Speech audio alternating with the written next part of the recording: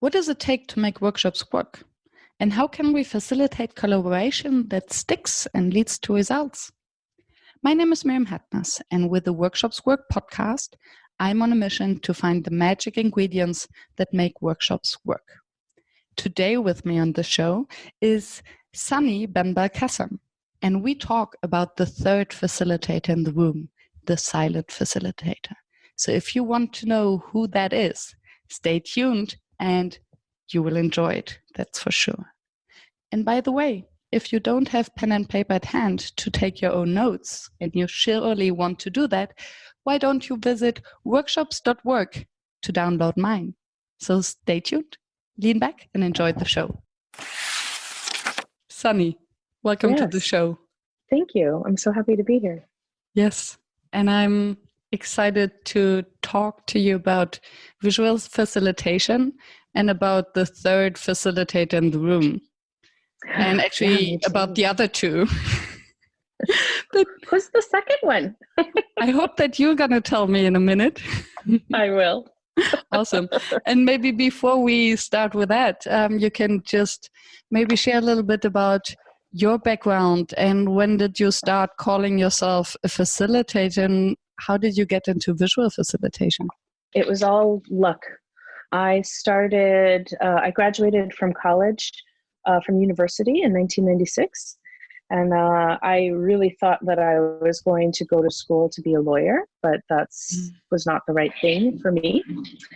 So I ended up working at Ernst & Young, where I was working in the Advanced Development Center, which was an accelerated development center for IT, for websites.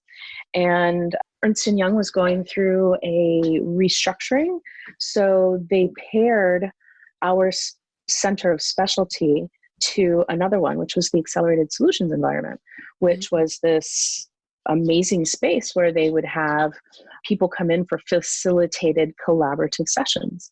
And as soon as I saw it, I knew I wanted to be there. It had music. There were people who were drawing on the walls, which is how I drew in my journal. There was lots of movement. There were toys and books everywhere. It was very visual and it just looked like a lot of fun. And I wanted to be a part of that. It was a lot more fun than, project managing systems engineers. I don't understand. Exactly.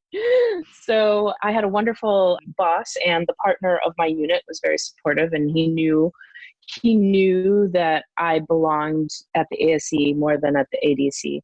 So he helped facilitate that move over, and pretty much since 1997, early 98, I have been working in workshops either as a graphic recorder, a graphic facilitator, visual support, helping to design the agenda, facilitating breakouts, helping to facilitate the plenary, just being in service to the client to give them the workshop that they deserve and need.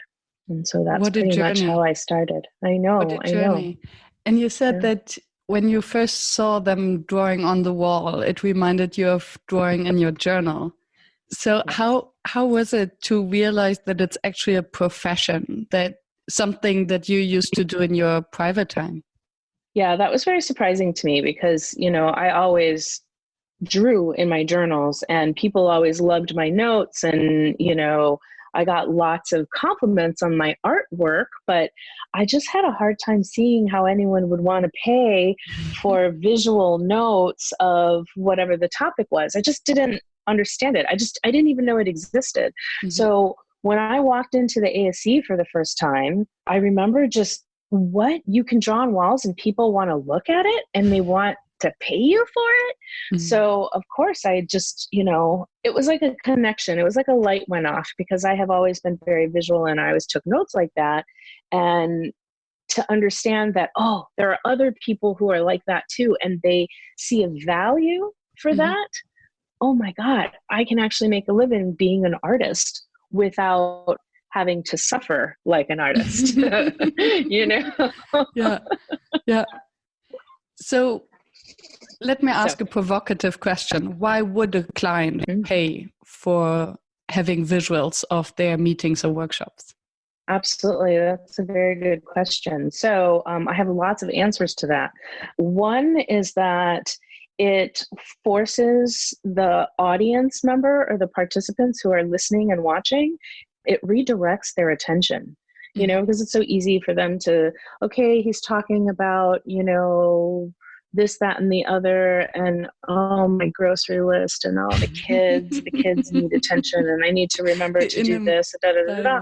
And then they look at the board and they see, that inner dialogue, exactly. And then they look at the board and they see the words and images corresponding to what they're hearing or what's being discussed, and it brings them back. So it's a way to keep them focused. It's also a visual representation of the group's collective wisdom and knowledge. And what I hear a lot in workshops and in sessions that I do is no one person knows the answer.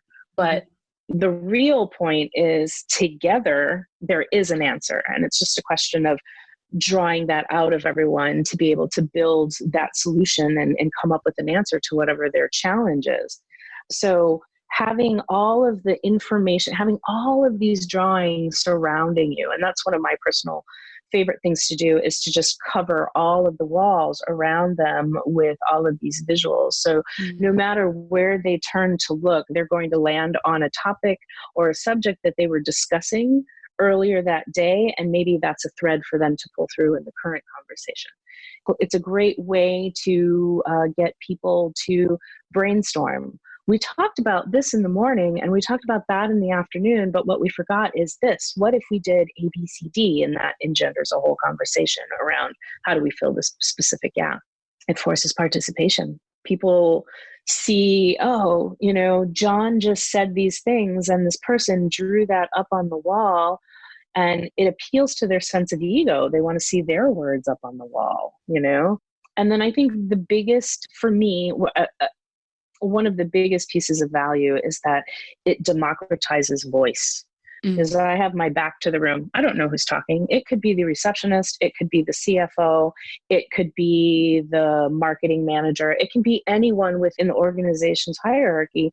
And yet, I don't know. So, and sometimes it is the person who is the first point of contact, like the receptionist, who might have the really, really great idea or be able to identify a problem. So it allows people to say what they need to say without any attribution.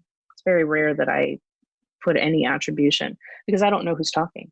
I mean, and I could go on and on and on and on with the value that a visual recording brings to a meeting, to a workshop, to planning session. Regardless of the topic, it's going to help the participants. And then finally, what I will add is that it creates a record of the moment. So those who were there have something to go back to trigger memory of what was discussed, what decisions were made, what was the joke and what was the underlying kernel of truth behind the joke. But it's also a great way for them to share for those who weren't there. When you go back to your team and say, I was gone for 3 days. Here's what we did visually. Ask me any questions you have about it. It's a great way to remember the event. And to trigger a conversation, a meaningful conversation where you talk about pictures and through the pictures you get into the content. Yes, exactly. So I wonder, what kind of skills do you need as a facilitator to really enhance this graphic recording? How did this kind of interaction between the facilitator and the visual recorder take place to make it really powerful? Yeah. Well, I think for me, my MO is establishing a strong relationship with the facilitator and beyond professional. I think there has to be a bit of a simpatico that exists because this person needs to trust me and I need to trust them because I'm going to be following their lead. So I think what's important is establishing trust between me and that facilitator. I'm very fortunate in that in my opinion, I work with some of the most amazing facilitators. People who have been doing this for 20, 30 years, who have done it in so many different contexts, whether it was nonprofit or if it was corporate or if it was community or if it was civic engagement, really across the board. And I would say for it to work really well, the facilitator, there has to be that trust, but the facilitator has to have a strength in being able to listen and clarify. You know, especially during conversations when it's like, okay, what does the group want to do? We've looked at all of these different solutions and we've looked at the landscape. Now we need to start making some decisions and start selecting things that we want to test if that works, and that will engender some kind of, you know, maybe debate. And I think a good facilitator is able to untangle all of these different points of view or opinions on a topic and clarify it for me to be able to say, okay, first thing is, you know, we need to be better organized. And second thing is we need better tools for communication. And third is, you know, whatever those things would be. Mm-hmm. I think a good facilitator also manages the conversation and doesn't let the crowd hijack the conversation and take it in a completely different direction. Mm-hmm. And I've seen that struggle many times where there's someone who's a little bit disruptive and wants to jump ahead in the agenda or just jump ahead in the process, and they become a bit disruptive. I think that's really important. The people management aspect, managing people, but doing it nicely. Yeah, because I can imagine that if a conversation then goes in a different direction, it brings a lot of uncertainty to you or to the graphic recorder of what actually to capture of this conversation. Is it relevant or irrelevant? Exactly. And how do you translate buzzwords? So, for instance, we need a better organization, or we need more transparency, we need more trust. It's easy to write these buzzwords on a canvas, but then it's not that will trigger meaningful conversation, but it's what you create as a visual around it that makes it meaningful. So how do you get the inspiration to really translate buzzwords into something of depth? Yeah. So at university, I studied literature and writing. And so one of the greatest tools that I got from my lit degree was outlines, thinking in outlines, you know, and when I'm approaching the board to record, I immediately just go to thinking about outlines, because graphic recording is really about listening to information and organizing it and showing how it connects to the other pieces of information, right? And so I always approach it as, okay, you're going to think in an outline. There's going to be the main idea and then 4 or 5 supporting points. And then main idea, 4 or 5 supporting points. You might get some sub points under the supporting points. And so I just think in terms of outline. And if I were, for example, to go back to what you and I were using as an example, need to be more organized, need better tools for communication, need an escalation issue, an issue escalation process. Basically, I would probably start with a big circle of what do we need to perform better? And then I would put like smaller circles around of, we need to be better organized. We need better tools for communication. We need an issue escalation process. We need a hierarchy to know whatever. That is, you know, I think in shapes. I think in shapes and words. And so it's always about figuring out how to take the topic they're discussing and put it into a shape. And it's beautiful to observe you while you describe this process. And unfortunately, I won't release the video, but for everyone who listens to this, it's like Sunny is drawing the circle in the middle, and then she draws and looks. So you basically draw it in the air. So I can, with my hands. see how you think visually. It's beautiful. Yeah. Do you think that this is a born talent, or is there a way to learn this way of thinking and capturing and translating actually the topics? I think it's a little bit of both. I do think that there are people who have a natural talent for recognizing patterns and being able to reflect that visually. I think there are people who are just really good at listening and quickly understanding all of these words actually boil down to these 6 words, you know? And then, but I do believe that it is teachable because we do a lot of teaching, teach a lot of people how to do graphic recording, teach a lot of people just how to do drawing and modeling, simple modeling, what I call strategic modeling. And I think, the way it's taught, it's broken down in a pretty easy fashion, meaning that we give you the tools, which are shapes, words, colors, and then you have basic, what we call the frame, which would be the canvas. And then you have actors, which are people or things. Then you have annotation, which would be words. And then you have relationships. How do these different ideas relate to each other? Usually a relationship is an arrow of some kind or some kind of connector. And then I think the hard part is teaching people how to listen. Learning to draw is a skill that anyone can pick up. I think most people, when they tell me they don't know how to draw or that, I'm just not creative, I'm not visual, I think to myself, that's not true. We're all visual. And at some point you decided or someone told you that you couldn't be an artist. Yeah.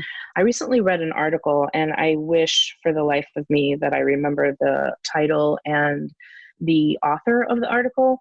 But what she proposes is that drawing is not an art, it is a thinking tool. So you can train to use drawing as an art to become an artist, but you can also train to use drawing as a way to think. And I think in this particular case, we are using drawing as a thinking tool. I think different practitioners and different users of graphic recorder place different value on that. And I think a lot of our clients place value on the aesthetic. Like, it has to be a perfect drawing. It has to be a perfect representation of the human. It can't be a bean person or a stick figure. We want all the pretty pictures. But I think it's somewhere about, it's the fine line of pretty pictures, but also great content. Yeah. And so that's what the client basically pays for, right? It's a content. Yeah, exactly. But most of the time they come to us thinking it's the look that we want. We want the look. And it's not until they're using it that they realize, like, oh yeah, the content is important too. So I believe that these are skills that can be taught. I know someone who teaches a course in listening. His name is Anthony Weeks. And I've spent a lot of time thinking through, how do you teach listening? How do you teach understanding what a person is saying? And I think I found the answer through the concept of generous listening or generative listening, which is knowing where your settings are at. You don't want to listen to someone thinking they're right or wrong, or this is bad or this is good, or this is an either or. You want to be open to what you hear. So generous listening is, what's the commitment in the background? So this person is complaining, but what are they really trying to say? What motivates the complaining? Listening for building relationships, listening for shared commonality and shared agreements. I mean, and I think these are things that you as a facilitator, you are practicing all the time, right? Yeah. So I think it's a question of teaching people how to listen in a way that gets you quickly to the main point that they're making, and being able to synthesize that in a way that is going to make sense for everyone. This is why I'm going to go off on a little tangent. I think it's so important during a session when you're recording, facilitators should always invite the graphic facilitator or the graphic recorder to walk through what they recorded with the group and say, this is where you started, this is where we went, we discussed this, we did that, because that is the opportunity for people to add what may not have made it onto the board. Right? I'm a filter. I can only capture so much, and there's so much going on. So this is the opportunity to capture bits that I may have missed, to correct bits that maybe I captured incorrectly. But it's also good for the participant to say, oh yeah, I said that, but now that I see it on the wall, I realize that's not what I meant. What I meant was this. And it also allows, the people who like to make corrections and they can't stand misspellings on the board to make those corrections. Yeah. So it's like where the value really comes in is when we review it together as a group and make sure that this board is really what we need. It has everything on there. Now we can move on to the next thing. Is this what you would refer to as visual participation? Yes, and also another point of value. Absolutely, yeah. And I would like to come back to one thing that you mentioned before, and that was also something that Sam Brad mentioned in an earlier interview, that you have your back to the audience, to the participants, so you cannot, or you flatten the room, you democratize the room because you just capture whatever idea is said. And still, I can imagine that if you are so well trained in listening and practice listening, that you also hear the difference in hierarchy and roles without even looking at them. Do you feel sometimes that this might impact you? Yes and no. Because what's interesting is that I don't always hear the hierarchy. I mean, there are certain words that you'll hear or certain expressions that give away, oh, this person is definitely not management. You can tell how they're speaking. It's more of a suggestion. It's more of a presentation. This is not a statement or a declaration, right? It's more of a question or, but more interestingly, what I do hear is emotion, unsaid emotion. This person is actually really frustrated. And this is the second time that they've said this point in yet another conversation. So there's frustration that I hear that's just not being addressed, or, they're holding back. You also hear passion, someone who is just so excited, you can hear that in their voice, or you hear dismay, well, I think that's a really great idea, but that's dismay. It's like, people didn't listen to my idea and they didn't like my idea, or something like that. I don't know that I've ever focused on trying to discern hierarchy through listening. I don't know that I've ever done that, but that's a good suggestion to try. Could be interesting. And what are you doing then with these insights? Because you're not communicating directly with the facilitator, I guess. So you're there and you get all these tensions. You hear the unsaid. Would you capture it on the visual, or would you use a break then to align with the facilitator, or do you maybe have a secret kind of language? Yeah. That's a great question, because I hesitate to capture some of the frustration and the dismay. If it doesn't fit within the context of what we're talking about, I may not record it, but I will always go to the facilitator. And again, this goes back to building trust with the facilitator. I will go back to the facilitator and say, I think I heard a lot of frustration around this, or maybe disappointment that we didn't follow through this one conversation thread. And aligning with the facilitator to make sure, I heard this, did you hear that? I think that's the other great value to a facilitator hiring a graphic recorder or facilitators, that you have another set of ears there who can help you determine if you're crazy or if you're spot on, right? Because I think sometimes we hear things and we personalize things and we come at it from, well, if it were me, I would feel this way. So, and I think it's good to have this other person saying, okay, did you hear that? Did you pick up on that? So I really enjoy the relationships with facilitators where we can talk about what we hear and make sure that it's aligned. And it just makes the facilitator stronger when they're back at the front of the room in that way. And I do get that you don't want to capture the frustration on the visual.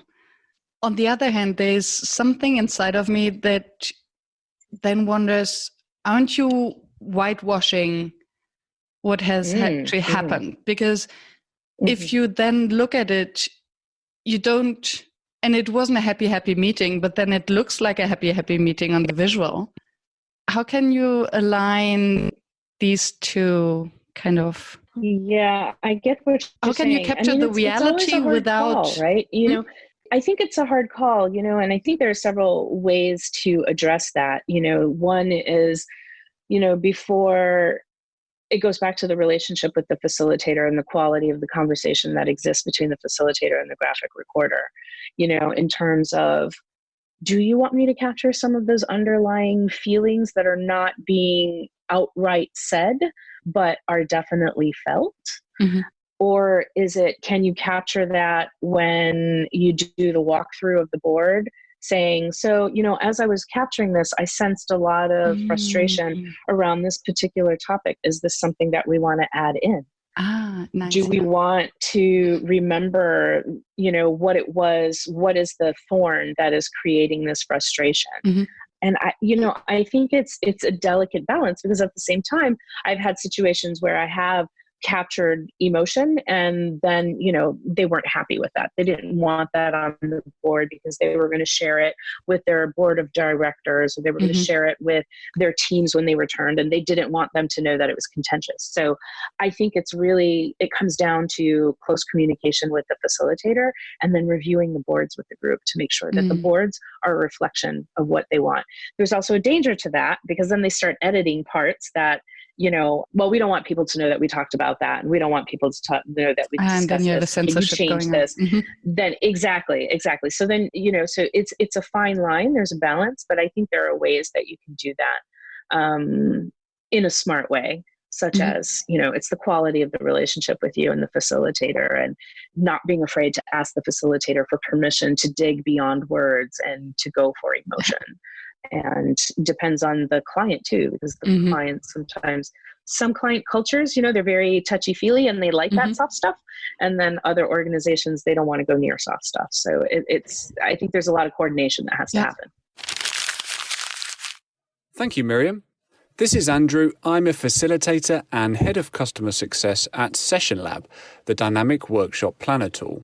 We built Session Lab to help people design better workshops. We still remember the frustrating process of having to design workshop agendas in Excel or Word, and every time we made a change to the agenda, we would have to adjust the timing, copy and paste things back and forth, and it was hard to collaborate and ensure that we were all working on the latest version.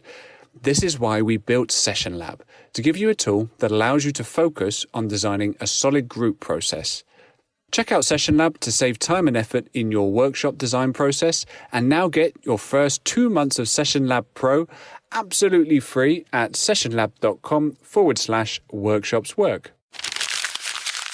And this actually brings me to another question, talking about culture and international culture. So there are some cultures, they're very outspoken, and you don't even have to wait for sensing conflict because they will be very outspoken about it. And others where it's more under the surface. So would you think that there is a kind of language, a different language of visualization across cultures, geographic cultures? So if you go, for instance, to Japan or to South America or to the US or Europe, would the visuals then look differently? Yeah, I think so. Yes, absolutely.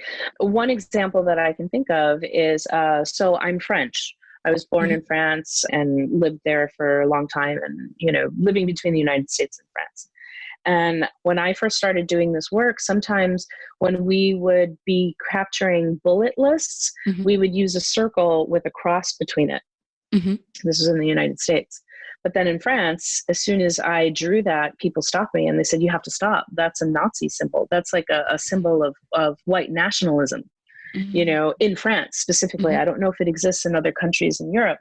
I assume perhaps, but I wasn't sure. So then that was something where when we would have American scribes or graphic recorders come, we would have to tell them, make sure you stay away from that particular bullet point style because it has a connotation. And another thing, just recently, so on Facebook, there's a graphic facilitation page. It's an open page. It's got about 14,000 members that follow it.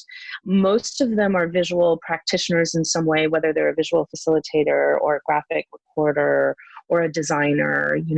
And then there's a lot of clients, people who just follow, and then enthusiasts. And one of our members in Japan posted some scribing, some charts that she made.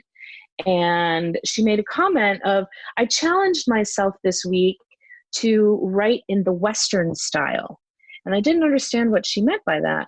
And when I looked at her other charts, I realized, because in Japanese, they don't write left to right. They write top down, and they write in lines, right?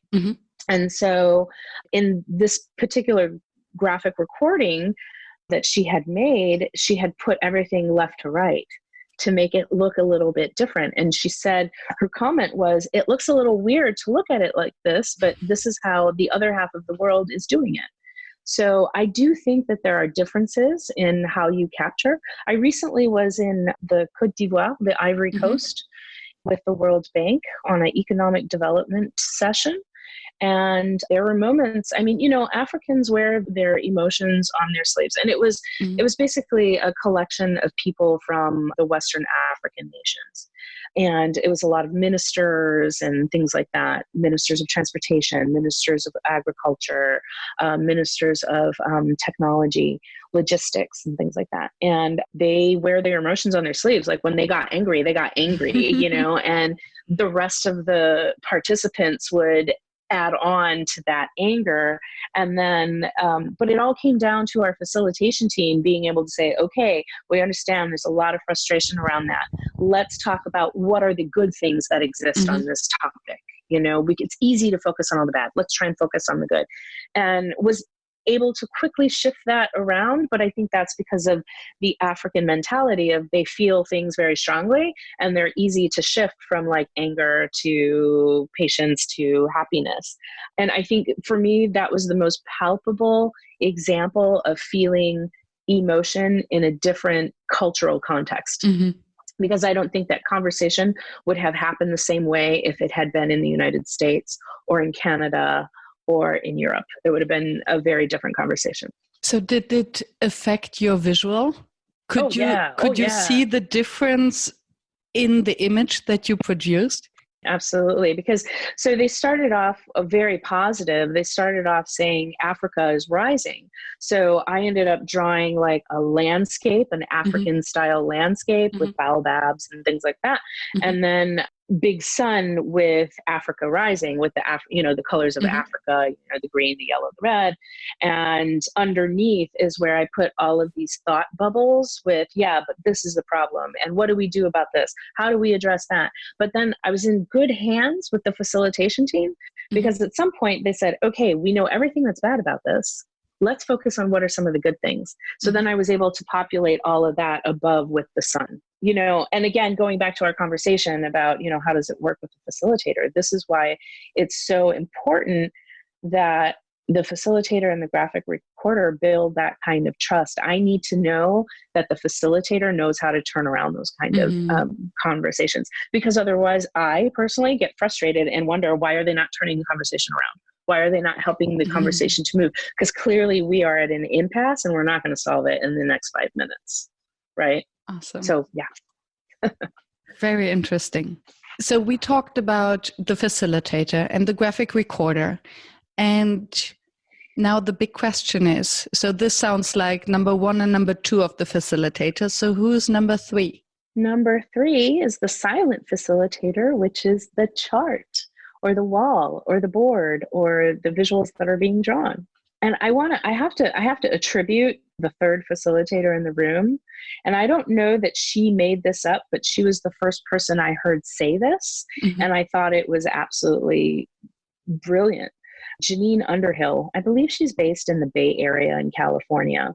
And she's a lovely, lovely person, very, very smart, and an incredible graphic recorder. She does beautiful work, and the quality of her content is great. But she was the one who said that. We were in a workshop, a facilitation workshop, and we were talking about our perspective as graphic facilitators and graphic recorders. And she was the one who said, yes, but we always forget about the silent facilitator in the room, the chart. And I just thought, oh my God, yeah. Because and it goes back to all of the values that I listed earlier in our conversation. It goes back to that. But, it's just so easy to just overlook, it's just another drawing. It's another chart, but it's not, because you don't know the impact it's having on the people who are looking at it. And when I say the impact of looking at it, it's, being able to connect threads from the conversation in the morning to the conversation in the early afternoon to this final conversation that we're having before we close. It's about saying, we talked about maybe framing butterflies. What are other things we could frame? It helps with idea generation.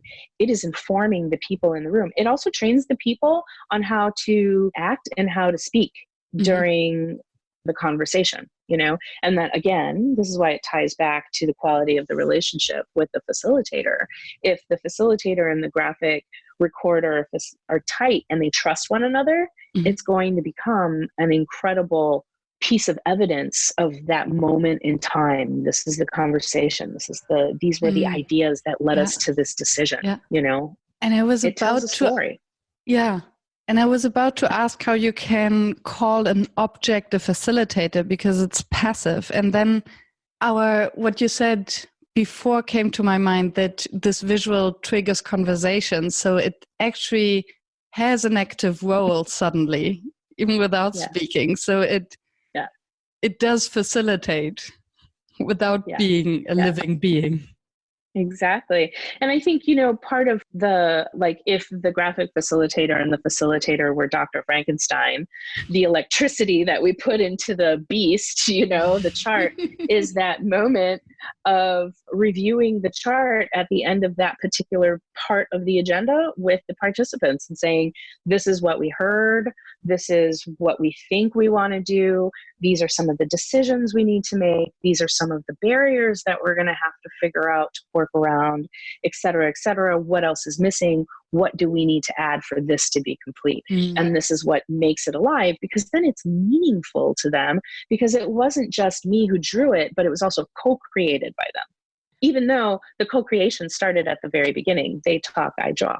So would this mean that the third facilitator, the populated chart, basically gets an afterlife once the other two facilitators have left? Have left the room, yeah. That is my deepest hope. I often spend a lot of time thinking about what happens after I leave, because I usually get brought in maybe a few weeks before the session comes on, and I work with the facilitator to just design the agenda, make the agenda stronger. I, will work with the client and the facilitator. And then I show up for the session and then I'm gone, unless there's some follow-up work, right? And I often wonder, what are ways that I can better articulate how to use this post? And I have a pretty good list of things. I think, first of all, especially when an executive team leaves for 3 days and it's like the executive team is gone and they're at a strategy session for the next 3 days, I think, and especially when the team at the office knows that, they're going to want to know, what did you guys talk about? Did you guys talk about that one thing that's such a problem for us and is causing such, a pain for the people in sales and marketing? Did you guys talk about this thing on customer service that is, the process is broken and that kind of stuff. So I think having that chart is a great way to share, okay, you guys, this is what we did. I think it's important if it's part of the culture, where the team that went away actually has like a little town hall with their team and say, this is what we talked about. This is what we did. These are some of the ideas that were working. This is what we think the strategy is going to go. And, then you're building ownership across the organization because, okay, you weren't at the meeting, but my boss is sharing this with me and he's telling me I have a stake in this. How do we make this work? It goes from me to we. Me being the executive team to we, the company, the organization. Also, it's so much easier to engage afterwards with a visual, with a drawing, than with the written minutes. So if you circulate to pick up your example, as a leadership team, you circulate the minutes, then you have words. Words get misunderstood. Words are black on white and they're there and they spark, usually, especially when we talk about difficult topics or potential conflicts, then you read the minutes and you want to debate and there's kind of very often also anger coming up. But when you see a visual, it rather invites for a conversation and for questioning and sparks curiosity instead of resistance. Exactly. At least that's how I translate it. Exactly. Absolutely. And I have to be honest, I ask people all the time, do you read the meeting minutes from all of your meetings? And I think good executives always say, of course I do. But I think the reality is that it's a quick skim. Yeah, I'm just going to look over it. I'm just going to see if there's anything glaring. Oh, this is fine. Whereas it's harder to do that with a visual chart, because it's going to show the flow, and, it's intricate, it's inviting to look at, it has words, it has images, there's a story being told. And I mean, if I could look at minutes instead of reading them, that's wonderful to me. And still they can be explicit. Absolutely. Absolutely. And to your point, it is good to be able to say, this is what we did, and like build conversation around it, as opposed to building resistance and negative reactions to it. Why did you guys talk about that? Why didn't you, whatever. Yeah. I usually ask the question, what makes a workshop fail? And I would be curious whether you can see in a visual whether it was a good or a bad workshop. Interesting question. So I'm going to answer the question as you asked, like, what makes a workshop fail? And in my opinion, most of the workshops that I've done, there's always a team. There's a team. There's a facilitator. There's a team lead. There might be somebody who is on graphics doing graphic facilitation. There might be an environment team. There might be a tech team. There might be a team that does writing, of all of the assignments. There's the production team, which is putting out assignments and collecting the outputs and putting it into a journal format or some kind of usable format. I think the most important thing to make a workshop go well is communication between the team. Good, strong communication. Someone who can, so in my world, we use something called a team lead or a process facilitator. And the process facilitator, these are for large workshops, for like workshops 60 plus, right? Maybe even 30 plus. The process facilitator has to be able to translate what the facilitator and the client want and be able to communicate that to the other facilitators who are running the workshop to make sure that everything is where it's supposed to be. Participants have what they need at the moment that they need it. The space is ready for them to do work. We've captured all of their previous work. So if they need to refer that work is available for them. All of those things, it's all dependent on someone who is a good communicator and who can keep all those plates in the air. All the balls or plates spinning in the air. Like that, when it does go wrong, it's going to go wrong on the client side, which is never bad for us, because then what we're dealing with is emergence. And, here's a topic that the sponsors who helped us design this did not realize. Do we want to address this right now and talk about it and fix it, or start to fix it? Beautiful example of a growth mindset. Yeah, exactly. So yeah, I would say communication is the number one thing, because if you don't know, or if you're in the dark, that's just a barrier for you to be able to truly be in service to the client's need during that workshop. Absolutely. And to come back to the second part of my question, when you see a visual, would you be able to tell, this was a really good kind of intense workshop with great outcomes, whereas, this was actually a not so good workshop where maybe the communication failed?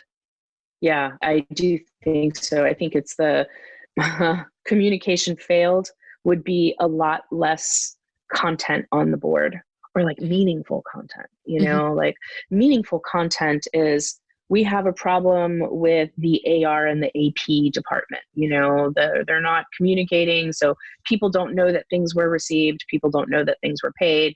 People are calling the wrong people. How do we fix that? And really being prescriptive on how you capture that. This is the problem, and these are all the potential solutions that we could possibly go to fix this, as opposed to, well, we have a problem. Yeah, it's been an ongoing problem, and the executive team has talked about this ad nauseum. 5 different generations of the executive team have talked about it, and we just don't know where we should go with it. And okay, well, do you want to talk about that now? Not really. We don't think that's important. We want to move on. The content would look so different. It would show that they avoided having that conversation and trying to solve that particular problem. How would you capture something like that visually? Yeah, I would definitely just, part of my job is to just be honest and capture things. And sometimes I put things on the board that people don't like, and I say, that's what was said. And they ask me to censor it or to edit it to make it sound better. But, how would I capture that? It's about just showing what was said, and I would say the amount of content is going to be a lot less because they're not problem solving. They're just avoiding. I guess that it's easier to hide lack of content in written minutes than in a visual summary. Well, yeah, especially if you're saying, we've talked about it for years and we've never been able to figure it out and we think it should just stay on the shelf, let's parking lot it, then I'm going to say, this particular issue that exists in the ARAP department has been tabled and, we've talked about it, but we still don't know how to handle it. So it's just going to show, we didn't talk about that. Would you draw a parking lot and put this topic on the parking lot? Yeah. But it has happened as well. It has happened as well where the group decides we don't want you to capture this portion of the conversation.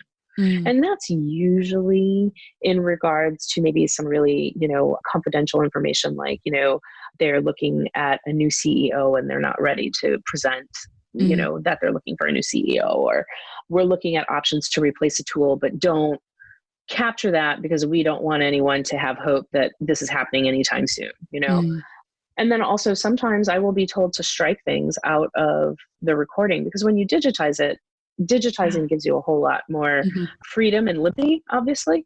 So in the digitization process, I will be asked, can you just remove that particular piece? Nobody wants to know about that. Nobody wants that seen. Were you ever asked to add something?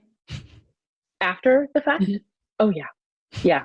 And sometimes depending, I will push back because I'm like, did the group discuss that? Did they really, truly discuss that? Because if they discussed it, I'm happy to put it on there. But if it's you just editing, and we forgot to talk about this, I'm not going to put it on there. At the end of the day, though, the client gets what they want. So if they're really insistent, I'll put it on there. Yeah. But I guess there's a kind of code of ethics for the Absolutely. facilitation. Absolutely. Yeah. Absolutely. I mean, you do want the record to be as honestly reflective of what happened as possible. Because it also puts the reputation of an entire profession at stake. Absolutely. And not just my reputation, but also the reputation of the facilitator. Yeah, true. So it goes back to having a good trusting relationship with that facilitator so that you can raise those issues and talk about it so that you know where you stand. Yeah. Another question I like to ask is for the favorite exercise. And I would like to twist it a little bit to ask you, what is the kind of exercise that gives you most food to populate the chart? Well, I just love it when they just have open discussions. Or what you call a synthesis conversation. You guys have listened to subject matter experts and you read a couple of white papers and you talked to a couple of startups. And now let's talk about everything you heard and what you like. And then we can decide. I like those conversations when they start organizing their thoughts. I really do enjoy those exercises. But there is this one exercise that we used to do at the ASE. It's a user requirement gathering exercise, but it's really fun. It's called Build a House. And, each group is given a scenario. And it's like you're a family of 3, you have your family of 3 with a small child, and you need an office for both the mother and the father because they work from home and whatever. And then we give them all these supplies and all this foam core and, pipe cleaners and little floofies and all that stuff. And they go and they build a house. And midway through that, you tell them everything's changed. Your mother-in-law is moving in and she's in a wheelchair and you need to make sure that she has what she needs in order to live in the house. And so they have to rearrange, they have to redesign the requirements of the house and, rebuild it. And then at the end, everyone gets to share out. This is how we built our house. This was our scenario. This is how our scenario changed. And we built this for that, and this, that, and the other. And then they put all of their houses together and they create a neighborhood. And so it's not just build a house, it's build a neighborhood. And so the capture during that for me is always really fun because, last time I did it, and it's been a long time I've done this because this is a very specific exercise. It was building a map.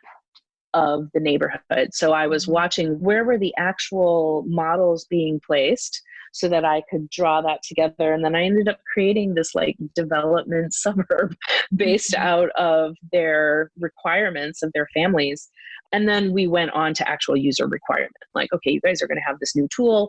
What do the different constituents within your business need in order, like what are their user requirements?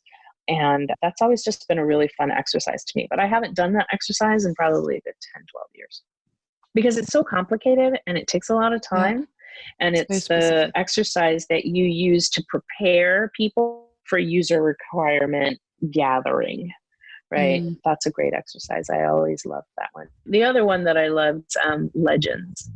And Legends is where you give them the exercise. Are you familiar with that? No. With Legends? No. It's so Legends is getting them to tell great stories. Like, how do they story tell to their organization? And so we get them to write a skit. We give them costumes and we make them props and all of those things. And then they go in front of their peers and their coworkers, and they put together their little skits. They're usually really funny, but there's always grains of truth in them. And the graphic recording of that is always fun because, you know, you have one skit where it's like the devil and an angel with, you know, God in the middle, or it's, I'm trying to remember recently we did one with a company around HR and their incentives program and their promotion, how they promote people.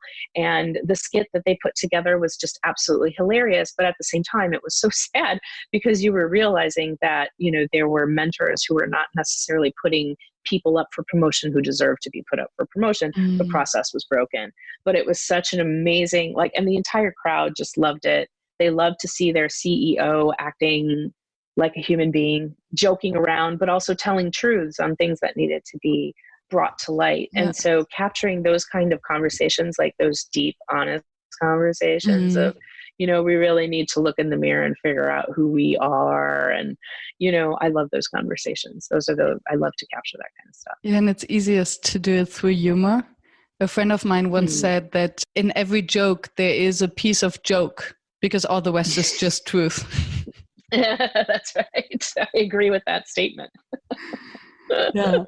And I would say another thing that I love to capture is I love doing product development. So going to pipeline sessions, product development sessions where it's like, okay, you know, we need to come up with new products for, you know, FY25, you know, and I did one recently with a food company, and some of the ideas that they came up were so crazy. They were just crazy, but I got to draw like these weird, like, you know, bacon with like candy stuck to it and, you know, drawing packaging for like one of the ideas that they came up for a snack, and, you know, bringing to life the ideas of people who are trying to create new product and the laughter that comes along with it, but then also the great engineering that comes with it. And you're like, oh no, the package, because you have to remember the package has to be easy to open, blah, blah, blah. So we need to do this and we need to do that. And, you know, it's all very quick sketching, but it's tons of fun. It sounds as if you would do parts of the prototyping then for them. Yes, Awesome. yes. Yeah. Absolutely. Yeah. And I could just go on and on in this conversation. But the time just, I cannot believe that already we're speaking for almost an hour. Is there anything that you would like to share with the audience that we haven't touched upon yet? Well, the other thing that I would share is, so I am the president of the IFVP, which is the International Forum of Visual Practitioners. We have about 500 members. And basically it's a volunteer role. I'm volunteering as the president of this organization, and I'm doing it because I really believe in the power of visuals and helping to problem solve and helping people learn how to collaborate and work in better ways. And so if anyone ever is curious to find a graphic facilitator in their part of the world, because we are international, we actually have a find a visual practitioner module where you can just go in and type in your city or country to see who is there. And my hope is to grow this practice and shift it from a practice to a discipline. Awesome. I would love it if a 5-year-old in 10 years went to the front of her class to say, when I grow up, I want to be a graphic facilitator, or I want to be a facilitator, or I want to be a graphic recorder. And I'm trying to build, a groundswell of this so that people know that this is a product and a service that is useful, that can help them, and that it's a profession. Yeah. That you can be paid to draw pictures. And this now goes full circle back to the beginning of our conversation. And I think that everyone who followed that will feel inspired and will want to learn more. If someone, for any chance, just fell asleep after the first minute and only woke up now, what would you like this person to remember from our conversation? That graphic recording and graphic facilitation is a powerful tool that will allow you to go much deeper with your client to help them solve whatever their business challenge is. You just have to trust that the visual recorder that you hire, you have to trust them, and you have to make them a part of your team, because they will just make you look like a superstar. Beautiful. That's what I'll say for now. Thank you so much, Sunny, for your time, for sharing your experience, your passion for your profession. Thank you. I Awesome. loved doing this. I loved it. Thank you so much for having me. I had a great time. Thank you for staying tuned and listening to the show. I appreciate your attention, as I know how busy you are. If you enjoyed it, please subscribe and engage by sharing your comments and thoughts, and visit workshops.work to download the one-page summary. I'm looking forward to seeing you back at the next episode, and I wish you a fruitful day.